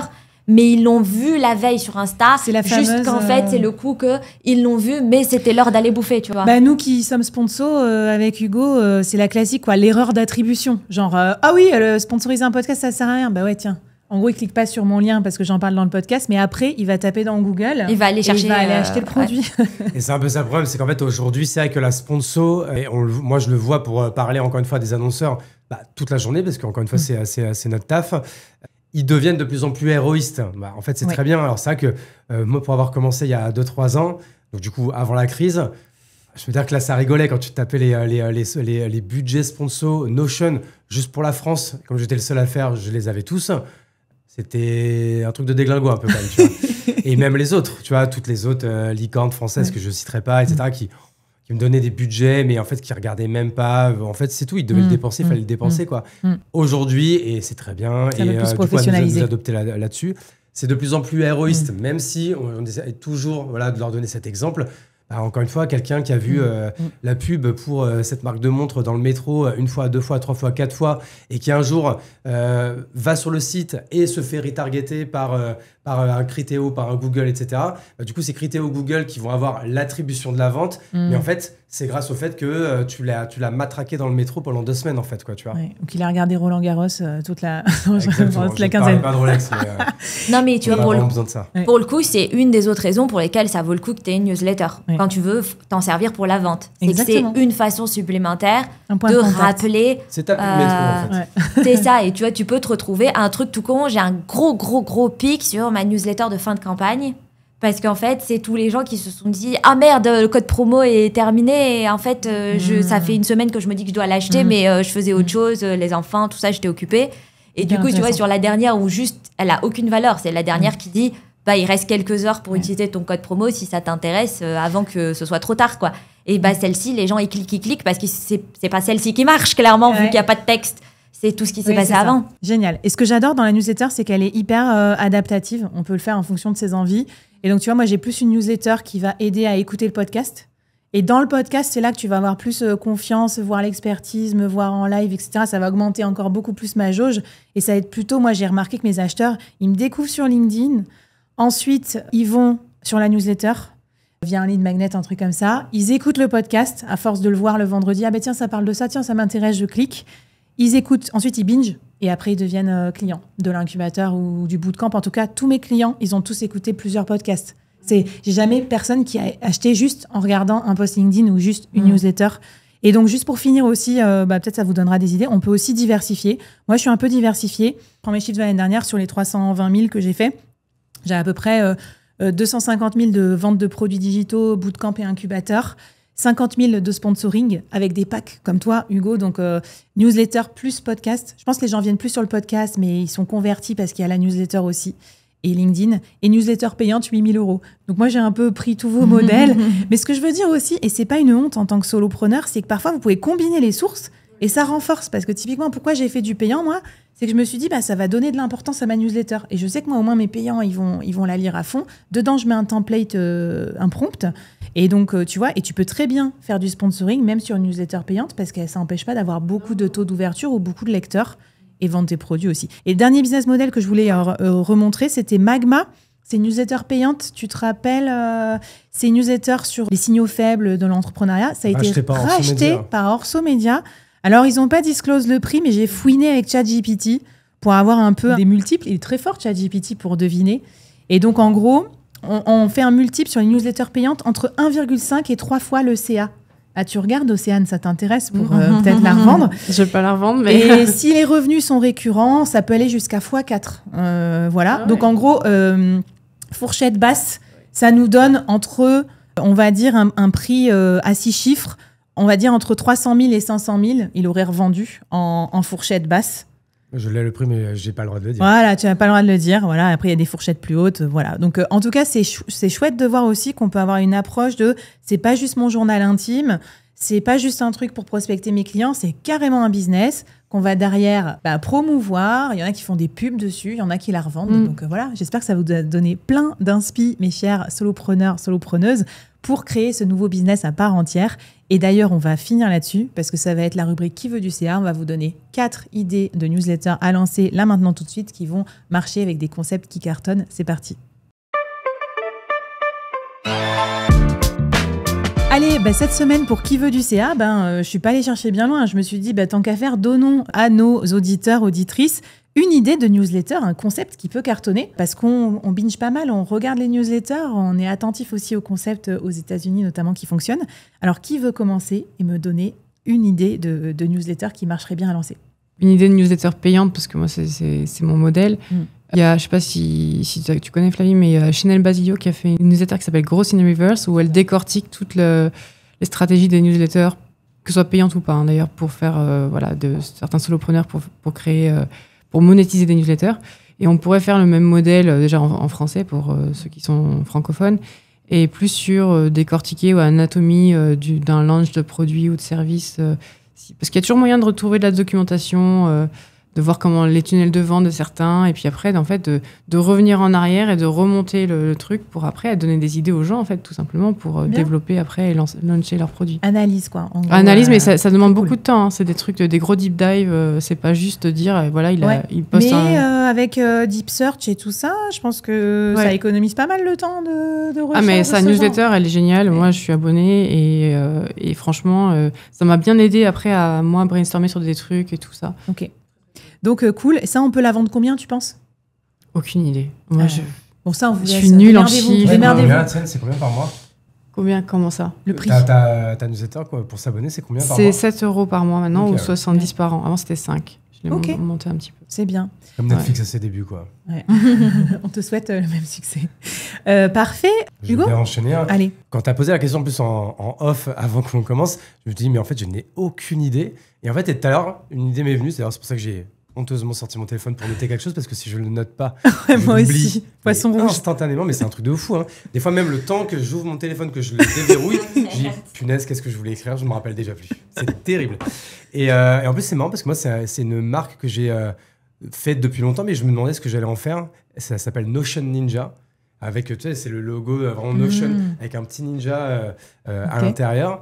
Et je m'étais toujours demandé ce que je pouvais en faire. Et en fait, je me disais une newsletter qui, une fois par semaine, donne un maximum de valeur sur comment mieux utiliser Notion, très bien. avec un template et une vidéo. Et tu vas faire un peu l'explication, je sais pas, elle serait gratuite, mais le template et la vidéo, je sais pas, serait payant par exemple. Je pense qu'il y a des gens qui pourraient les outils, ça marche bien, bien sûr. Même moi, j'ai Excel. Déjà une newsletter sur les outils, mais on a Dimby dans Solo Nation qui est formateur Excel, qui fait 700 000 € par an de vente de formation Excel. Ça cartonne. Et aussi, ce qui cartonne, c'est ses templates en fait. Tu vois, c'est le modèle de macro, enfin, je sais pas, des trucs comme ça. Donc très très bonne idée. Sarah ?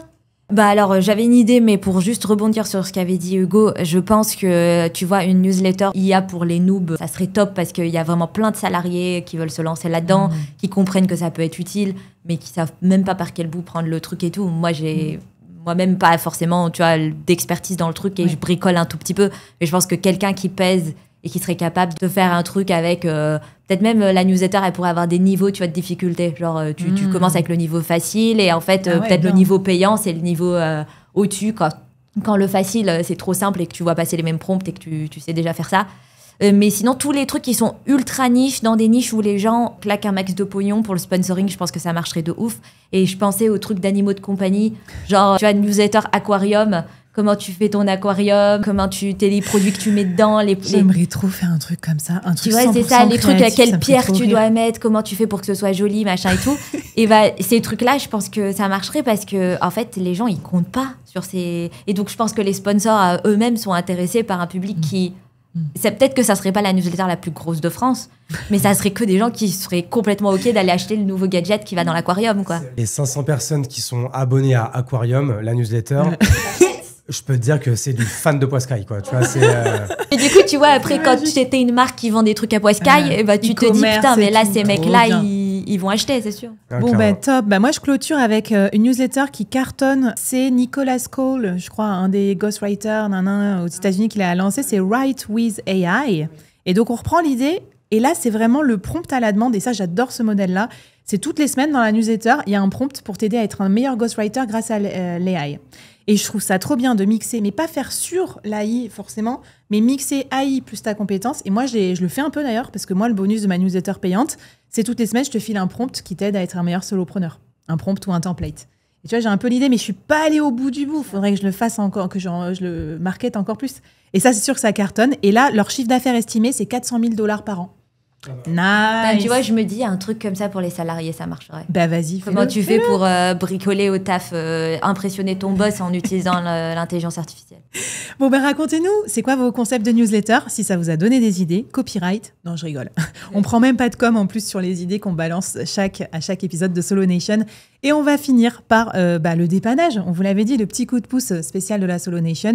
Commente SAV, pose ta question, parle-nous de tes problèmes. Et sur un prochain plateau, on te coach en live avec les solopreneurs stars qui viennent me voir sur le plateau. Allez, c'est parti pour le SAV du solo. SAV des solos cette semaine. Bah écoutez, je vais pas être très originale. Ça parle de newsletter.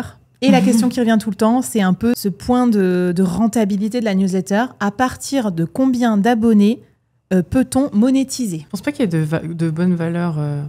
Bah ouais, parce que en fait, ça va tellement ça va dépendre de plein de choses. Hein. À quel point ils sont qualifiés. Tu sais, même à partir de 1000 abonnés, il y a une marque qui peut te filer 200 € pour sponsoriser ta newsletter. Donc tu vois, chez Poiscaille Magazine, par exemple. Ok, ouais, on a vu. Niche, donc déjà bien sélectif sur son univers. Sur Substack notamment, il y a des gens qui n'ont pas tant que ça d'abonnés, ils ont quand même des milliers d'abonnés, mais qui font beaucoup parce qu'ils vendent leur abonnement très cher. Donc, leur abonnement, souvent, c'est c'est souvent du B2B, etc. En B2B, c'est trop bien, les newsletters payants B2B. Moi, j'ai acheté Harvard Business Review, ça va coûter la peau du cul. Mais après, si tu fais du petit revenu comme moi, c'est vrai qu'il faut une grosse audience pour vraiment motiver. Oui. Mais l'idéal, c'est quand tu veux lancer une newsletter gratuite et après de passer en payant, c'est de la lancer en gratuite pendant plusieurs mois, d'attendre d'avoir une bonne audience pour après Tiens, question pour toi, quel est le pourcentage de gratuit versus payant? Moi, j'ai 5% de conversion. 5%, ouais, donc aussi, ça, il faut l'avoir en tête aussi. C'est assez 5% de... J'ai même 6% de... 6% des gratuits qui deviennent payants. Ouais. Donc, ça te permet d'estimer, pour ceux qui se posaient la question... Mais c'est pas immédiat. Hein. Attention, voilà. Souvent, les gens sont là depuis plusieurs mois et ils convertissent. Okay. Et puis, il y a des gens qui aussi, comme ils prennent au mois, il y a parfois des éditions qui les intéressent, ils viennent un mois, puis après, ils se désabonnent, ils reviennent sur la base gratuite, ils réabonnent. C'est comme il n'y a pas d'engagement, c'est assez flexible. À moins d'être sur l'abonnement annuel, où là, c'est du coup, tu es engagé sur un an. Et t'en as beaucoup qui prennent l'annuel ?